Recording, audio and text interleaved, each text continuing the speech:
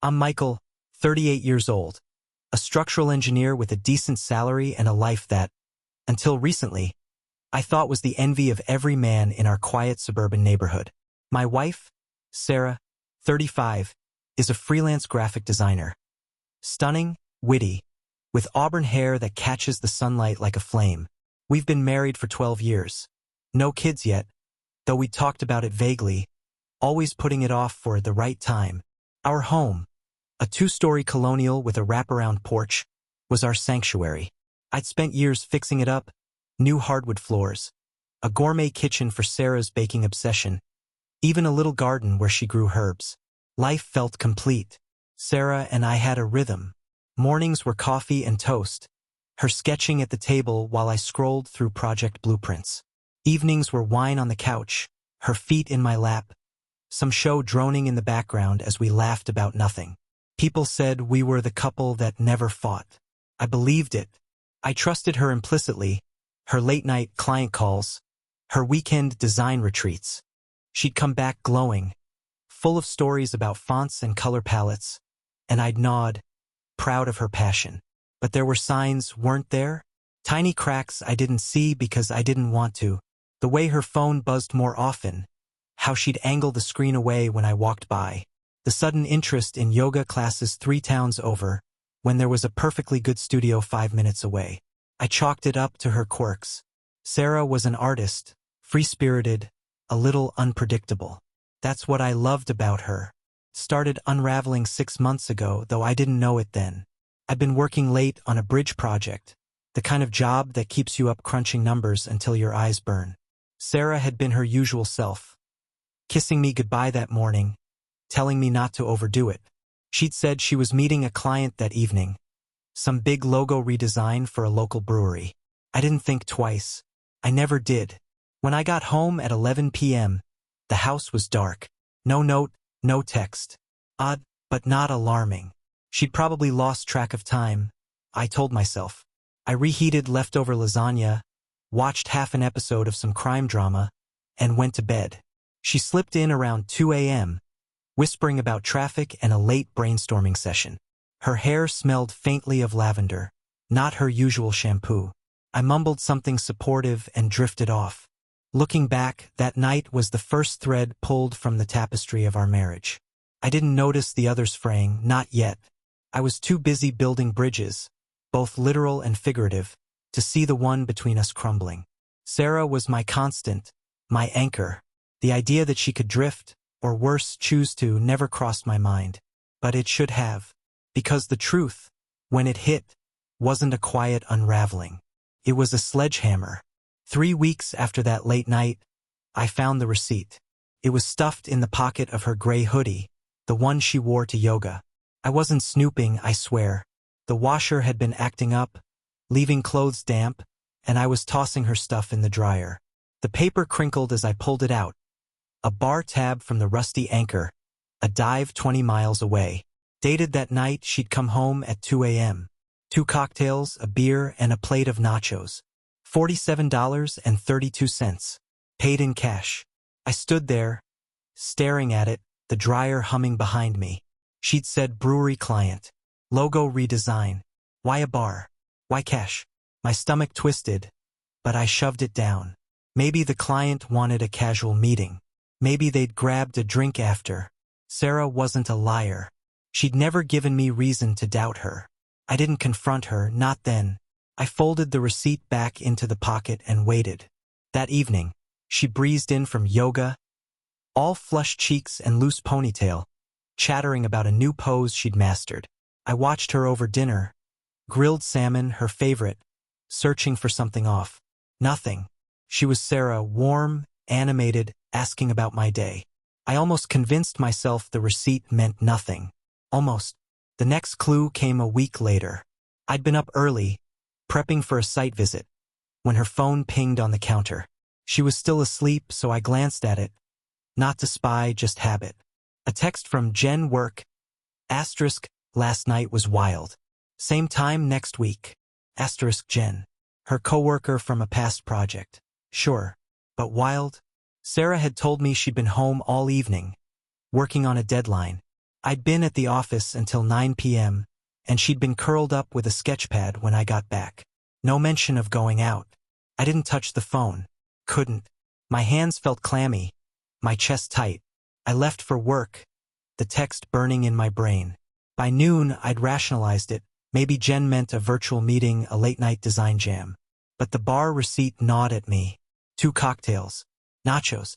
Cash. That night, I tested her. Casually over pasta, I asked, "How's Jen doing? You two still talk?" She didn't flinch. "Oh, Jen? Yeah, she's good. Busy with some new gig." She twirled her fork, smiling. Too smooth. Too easy. My gut screamed she was lying, but my heart wouldn't listen. Not yet. I started paying attention after that. The yoga bag she packed but never seemed to sweat in. The client calls that ended with her voice low, almost playful. The way she'd linger in the bathroom, door locked, after coming home late. I told myself I was paranoid. 12 years, Michael. She's not that person. But doubt is a weed, it grows fast, chokes everything else. By month's end, I couldn't sleep. I'd lie there, her breathing soft beside me, wondering who she'd been with, where she'd been. The receipt stayed in my desk drawer, a silent accusation I couldn't voice. Not yet. It was a Tuesday when I caught her. Not suspected, caught. I'd finished work early, a rarity, and decided to surprise her. She'd texted me that morning. Asterisk, stuck on a project all day. Might be late. Love you. Asterisk, I pictured her hunched over her laptop, brow furrowed, the way she got when inspiration struck. I stopped by the florist, tulips, her favorite, and drove home, imagining her smile when I walked in. The house was empty. No laptop hum, no scattered pencils. Her car wasn't in the garage. I called her, no answer. Texted. Asterisk, home early. Where are you? Asterisk, nothing. An hour passed. Then 2. The tulips sat on the counter, wilting. At 7 p.m., headlights flashed through the window. Her SUV pulled in. I heard her laugh light, carefree, before the door opened. She froze when she saw me. Michael, you're early. Her cheeks were pink, her hair slightly mussed. She wore a dress I didn't recognize, navy, clingy, not her usual leggings and sweater combo. Behind her, a man stepped out of the passenger seat. Tall, broad-shouldered, maybe 40. He waved awkwardly, then retreated to the car when he saw me. Who's that? My voice was steady, but my hands shook. She stammered, "Oh, just a client, dropping off some files." He needed a ride. Files. At 7 p.m. In a dress like that. I nodded, letting her ramble about a non-existent deadline. The man drove off, black sedan, tinted windows. I memorized the plate. JKL 492. She chattered through dinner, overcompensating. I barely spoke. My mind raced. Where had they been? Why him? After she went to bed, I checked her phone. Unlocked, a rare slip. No texts from Jen about last night. But a new contact, Mark Brewery. A message from 2 hours ago. Asterisk, tonight was perfect. Can't wait for next time. Asterisk, my blood ran cold. Mark, the sedan guy. I didn't sleep. I sat in my office, the receipt and that license plate number on my desk. JKL 492. Mark, Brewery. Pieces clicked. Slowly, painfully. She wasn't designing logos. She was meeting him. How long? How many nights? The lavender scent, the cash payments, the lies. It all made sense. By morning, I knew I couldn't confront her yet. I needed proof, irrefutable, crushing proof. I smiled over breakfast, kissed her forehead, and left for work. But I didn't go to the office. I called a friend, Tom, a PI I'd met through a job years ago. I need you to tail someone, I said. Discreetly. He didn't ask why, just took her description and the plate number. That day, I became someone else. Not Michael the trusting husband, but Michael the hunter. Tom didn't waste time. 2 days later, he called me at lunch. Got something. Meet me at the diner on 5th. I left work, heart pounding, and found him in a corner booth. A manila envelope on the table. He slid it over, no small talk. Inside were photos. Sarah and Mark, outside the rusty anchor. Her hand on his arm, his grin too familiar. Another shot. Them in his sedan, her leaning close, laughing. A third. A motel off Route 17. Her SUV parked next to his car. Time-stamped 9:42 p.m. last night. She's been busy, Tom said, sipping coffee. Meets him 3-4 times a week. Bars, motels, once a park. Always cash, no paper trail. I stared at the pictures, my throat dry. How long? I croaked. At least 3 months, maybe more.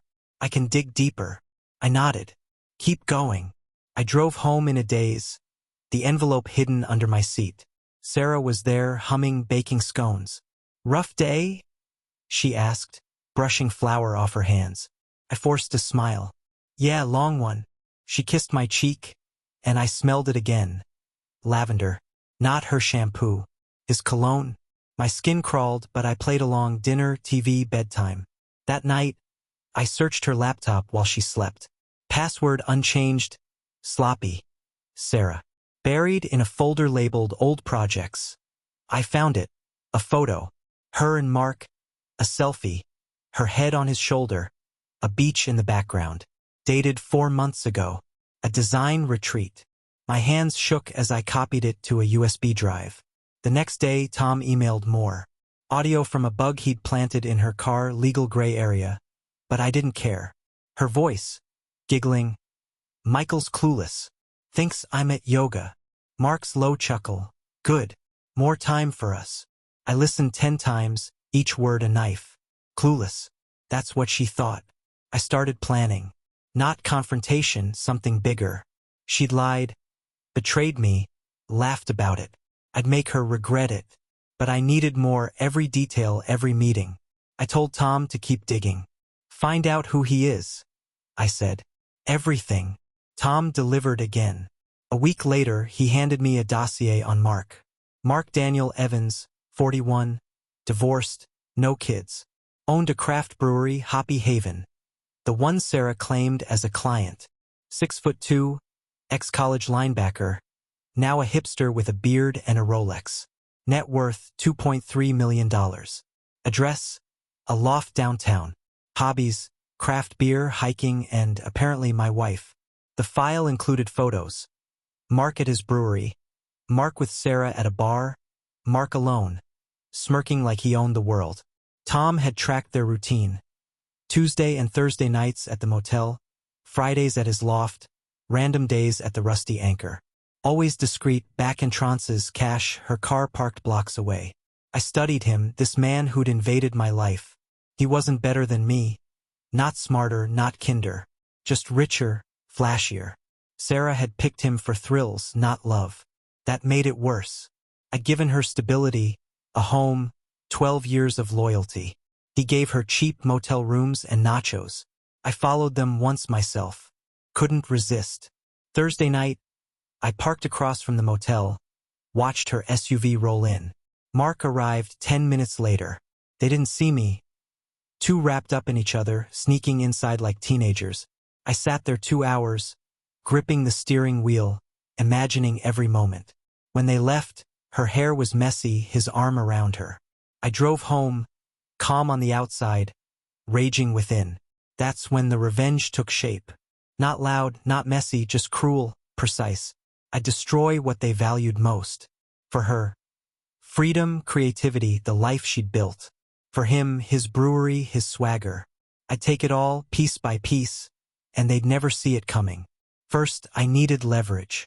I hired a hacker, anonymous, untraceable, to dig into Mark's business. By week's end, I had it. Tax evasion, shady suppliers, a health code violation swept under the rug. Enough to ruin him if I played it right. For Sarah, I started small. Canceled her biggest freelance contract, a favor from an old client. She'd notice soon. I smiled at her over breakfast the next day, her clueless chatter washing over me. She had no idea the storm was brewing. Sarah came home that Friday, her face pale, her usual bounce gone. My biggest client just dropped me, she said, slumping into a kitchen chair. No warning, no reason. Just an email saying they're going a different direction. I stirred the soup on the stove, feigning surprise. That's rough. Did they say why? She shook her head, eyes distant. No. It's like they ghosted me. That contract was half my income. I hid my satisfaction.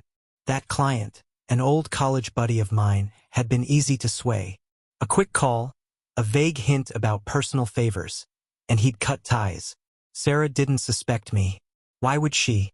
I was the supportive husband, murmuring condolences, suggesting she take a bath to relax. Inside, I felt the first rush of victory. Her world was shrinking, and she didn't even know I was the one tightening the noose.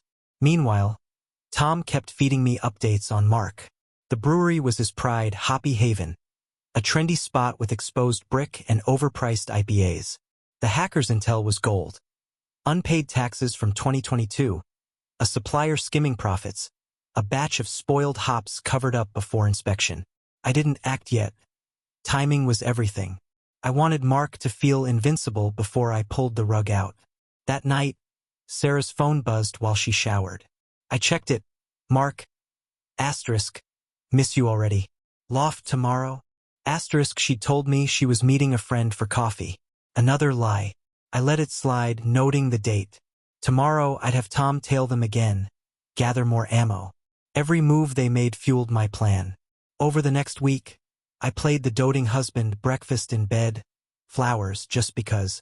She smiled, oblivious, but I saw the strain. Losing that contract rattled her. Good. I canceled another gig through a contact, a smaller one, blaming budget cuts. Her freelance empire was crumbling, brick by brick. She started sketching less, staring out windows more. I'd catch her sighing, and I'd ask, "You okay?" She'd nod, but the light in her eyes dimmed. I wasn't done. Mark's turn was coming. I sent an anonymous tip to the IRS, nothing traceable, just enough to spark an audit. A friend at the health department got a nudge too, a whisper about Hoppy Haven's standards. Wheels were turning. I slept better than I had in months, dreaming of their faces when it all fell apart. The IRS moved faster than I'd hoped. 2 weeks later, Tom snapped a photo. Mark outside his brewery, arguing with a suit holding a clipboard. The audit had begun. I grinned at my desk, imagining his panic. Spreadsheets scrambled, excuses piling up. Sarah noticed too. She came home from yoga that night, distracted, muttering about Mark's stress. His business is under some review, she said, chopping vegetables too hard. He's a mess. I nodded sympathetically. Tough break. She didn't know I'd seen them the night before. I'd driven by his loft, parked in shadows. Her SUV was there, lights on upstairs. Tom's bug caught snippets. Her soothing him ranting about some snitch. They didn't suspect me. I was invisible, a ghost pulling strings. Her career took another hit that week.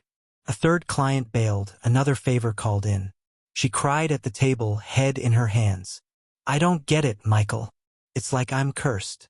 I rubbed her back, murmuring platitudes, while my mind cataloged her losses. She'd built her identity on that work. Freedom, creativity, pride. I was stripping it away, one rejection at a time. Mark's brewery hit a snag too. The health department raided after my tip, found mold in a storage tank. A small violation, but headlines spread. Hoppy Haven's dirty secret, one blog crowed. Customers dwindled. I watched from afar, sipping coffee at a rival bar, as his empire teetered. Sarah grew clingy, leaning on me more. You're my rock, she said one night, curling into me on the couch. I smiled, stroking her hair, thinking of the loft, the motel, the lies. She thought I was her safe harbor. She had no idea I was the storm. I upped the ante. The hacker dug deeper. Mark's divorce papers, a restraining order from an ex, a DUI hushed up years ago. Leverage. I saved it, waiting for the perfect moment. Sarah's next retreat was in 3 days. I'd be ready. The retreat day came. Sarah packed her bag. Sketchpads, laptop, yoga mat, kissing me goodbye with a breezy, "See you Sunday." I waved, then called Tom. Follow her. Full report. By noon, he texted. Asterisk. Not a retreat. His loft again. Asterisk photos followed. Her laughing on Mark's balcony. His arm around her waist. My stomach churned, but I stayed calm. This was fuel, not failure. That night, alone in our house, I went through her things. A locked box in her closet, new, suspicious. I pried it open with a screwdriver. Inside, a burner phone, cheap and prepaid. Texts to Mark, dozens of them, flirty, intimate, planning meetups. One from last week. Asterisk, Michael's so boring lately. You're my escape. Asterisk, boring. 12 years, and I was boring. My hands shook, but I photographed every message, every date. Tom called later. They're at the motel now. Want audio? I did. He sent a clip, her voice, soft. This audit's killing him, but we've got each other. Mark. Yeah. Screw the haters. Haters. Me. I listened again, memorizing their tones, her pity, his bravado. They thought they'd weather it. They were wrong. I struck again. The hacker leaked the DUI to a local gossip site. Anonymous, untraceable. By morning, brewery owner's dark past trended. Mark's social media exploded. Customers bailing. Investors calling. Sarah texted me from the retreat. Asterisk. Might stay an extra day. Work stuff. Asterisk, I replied. Take your time. Knowing she was with him, consoling him. Her career flatlined too. A fourth client dropped her, my doing again. She'd be home tomorrow, broken, leaning on me. I'd be there, the perfect husband, while I twisted the knife deeper. Mark's brewery was bleeding cash now. Perfect timing for my next move. Sarah returned Sunday night, eyes red, voice hoarse. This retreat was a disaster, she lied, tossing her bag down. Everything's falling apart. I hugged her, hiding my smirk. You'll bounce back. She didn't know I'd seen Tom's photos, her crying in Mark's arms, his loft a mess of beer bottles and takeout. Monday, the health department shut Hoppy Haven down. Mold wasn't the half of it. Rats, too, thanks to a concerned citizen tip me via a burner phone. News vans swarmed. Mark's face was everywhere. Pale, unshaven, yelling at reporters. I watched online, sipping whiskey, as his world collapsed. Sarah paced our kitchen, phone glued to her ear, whispering to him. I pretended not to notice. Her freelance gigs were gone. 5 clients lost in a month. She spent hours refreshing her inbox, muttering about bad luck. I suggested she take a break, maybe lean on me financially. We're a team, I said, eyes soft. She nodded, grateful, clueless I'd orchestrated it all. Tom dug up more. Mark's supplier was ready to flip, tired of late payments. I paid the guy $5,000, pocket change for revenge, to spill to the IRS. Tax fraud charges loomed. Mark's Rolex wouldn't save him now. That night, Sarah slipped out for air. I followed discreetly. She met Mark at a park, him ranting, her soothing. We'll figure it out, she said. I recorded it, their desperation my soundtrack. They were cracking. I was just getting started. Mark's brewery filed for bankruptcy Tuesday. The IRS seized assets, kegs, furniture, his precious loft. Sarah came home sobbing, claiming stress. I held her, whispering comfort, while I pictured his smug face as they towed his sedan. Tom confirmed it. Mark was broke, crashing at a buddy's place. Her burner phone buzzed that night. I checked while she slept. Mark. Asterisk. I'm done. Need you. Asterisk, she'd replied. I'm trying. She was still choosing him, even now. Rage flared, but I channeled it. One last push. I leaked the burner text to a tabloid. Edited, anonymous, painting her as the mistress who'd ruined him. By morning, her name was mud online. Clients who'd hesitated now fled. She woke to hate mail, her reputation trashed. Michael, what's happening? She wailed. I shrugged. People are cruel. Mark called her, furious. She'd ruined him, he said. She screamed back, their bond shattering. I listened from the hall, smiling. Her freedom, his pride, gone. Now for the cruelest part. letting her think I'd stay, then walking away with everything. Sarah crumbled that week. The tabloid leak, her name tied to Mark's ruin, spread like wildfire. Old friends texted condolences, then stopped. Her inbox, once full of job offers, sat empty. She paced our house, hair unwashed, muttering about misunderstandings. I played my role flawlessly, cooked her meals, ran her baths, told her we'd get through it. "You've got me?" I said, squeezing her hand. She clung to that, eyes desperate, believing I was her lifeline. Mark was a ghost now. Tom tracked him to a rundown apartment, evicted from his buddy's place, no cash, no brewery. The IRS had frozen his accounts. The supplier's testimony sealed his fate. Fraud charges piled up. I'd made sure he'd never climb back. Sarah didn't know I'd seen her sneak calls to him, her voice hushed, pleading. "Hang on," she'd whisper. "I'll fix this." Fix it? She couldn't fix herself. I planted more seeds. A fake email from a concerned colleague hit her inbox, hinting she'd sabotaged her own career with reckless choices. She read it aloud, voice trembling. "Who'd write this?" I shrugged. "Jealousy, maybe?" Her paranoia grew. Every call, every glance from neighbors felt like judgment. I fed it, subtly mentioning rumors I'd overheard, watching her unravel. Her burner phone died, no replies from Mark. I paid a guy to steal it from his place. Smash it. She didn't know. She'd sit by the window, waiting for a message that had never come. I'd bring her tea, ask about her day, and she'd force a smile. "You're too good to me, Michael. Too good." The irony burned. My final move needed precision. I'd taken her career, her lover, her reputation. Now I'd take her home, our home, and leave her with nothing. I met a lawyer quietly, drafted papers. Everything was in my name, house, cars, savings. 12 years, and she'd trusted me to handle it. Her mistake. That night, she curled into me, fragile. "I don't deserve you," she murmured. I stroked her hair, silent, thinking of the motel, the loft, the lies. She didn't deserve me. Not the me she thought she knew.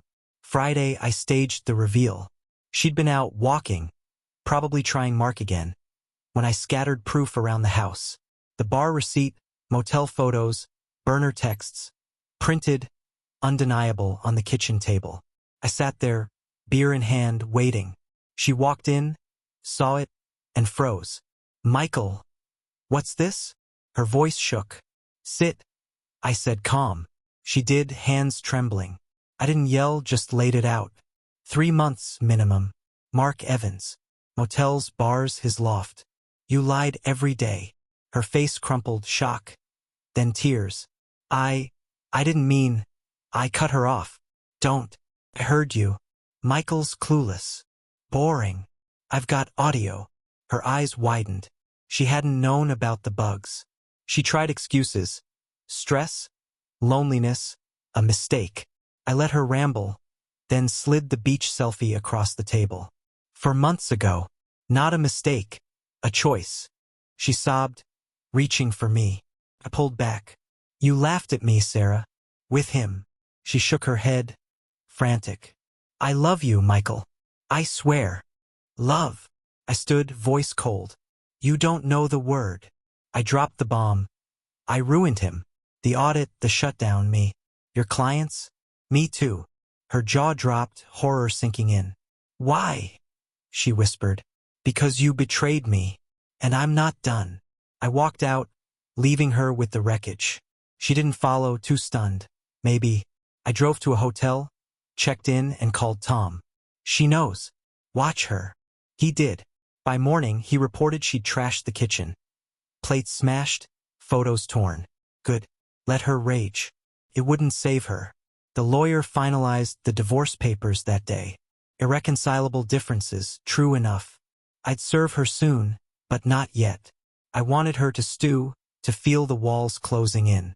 She thought I'd forgive her. She'd learn.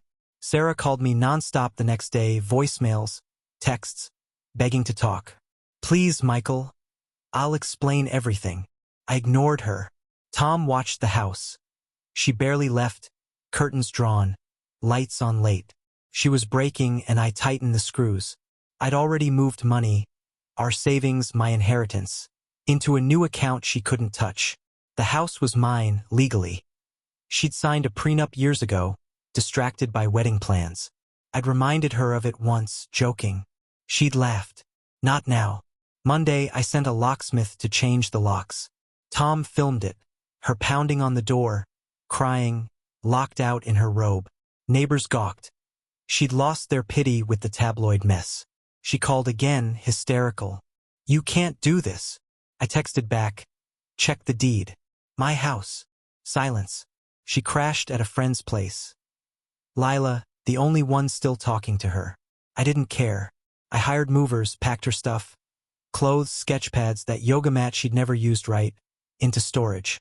Paid a year up front, sent her the key. "Your life," I wrote on the note. "Pick it up when you're ready." Mark surfaced that week, arrested for tax evasion, bailed out by some desperate friend. I leaked his mugshot to the tabloid, tied it to her. Brewery mistress's lover jailed. Her phone lit up with hate again. Lila kicked her out, reputation's a fragile thing. Sarah was homeless, jobless, alone. I stayed in the house, slept in our bed, her lavender scent gone. Felt empty but mine. She'd built nothing here, relied on me, then tossed it for him. Now she had neither. Sarah showed up Thursday, bedraggled, knocking weakly. I opened the door, arms crossed. "What?" She looked small, eyes hollow. "I'm sorry, Michael. I'll do anything. Counseling, whatever you want." I let her in, let her think there was hope. She sat, rambling apologies, promises. I listened, blank-faced. Then I slid the divorce papers across the table. "Sign." Her breath hitched. "No, please." I cut her off. "You're broke. He's in jail. No one's hiring you. Sign, or I'll sue for everything you don't have." She stared, tears falling, then scribbled her name. I took the papers, stood. "Get out." She begged one last try. "I loved you once." I laughed, sharp. "You loved my stability. Mark was your thrill. Now you've got nothing." She left, stumbling, no fight left. I locked the door, poured a drink. Victory tasted bitter, but I savored it. Mark's trial started Friday. I testified, anonymous tipster turned witness, my evidence airtight. He glared from the dock. Ruined. Sentenced. 5 years. Sarah wasn't there. Couldn't face it, I guessed. I didn't care. Her world was ashes, his was bars. I sold the house that week. Too many ghosts. Bought a condo downtown, sleek, new. Started fresh. Friends asked about her. I shrugged. She's gone. They didn't push. Months later, I heard Sarah was waitressing. Some greasy diner. Living in a studio apartment. She tried calling once. I blocked her. Mark wrote from prison some sob story. I burned the letter. They'd faded, footnotes in my life. Not worth the ink. I rebuilt. New job, higher pay. Dated a little, nothing serious. The condo suited me. Clean lines, no echoes of her. I'd walk by the rusty Anchor sometimes. Now a vape shop and feel nothing. Tom met me for drinks one night. "Regrets?" he asked. I sipped my beer, thought of her tears, his mugshot. "No, they chose. I finished it." He nodded. "Cruel, though." I smirked. "They earned it." Sarah's last sketchpad sat in my closet, her art, her lies. I kept it, a reminder. Trust is fragile, revenge is final. Life moved on and I did too, stronger, colder, free.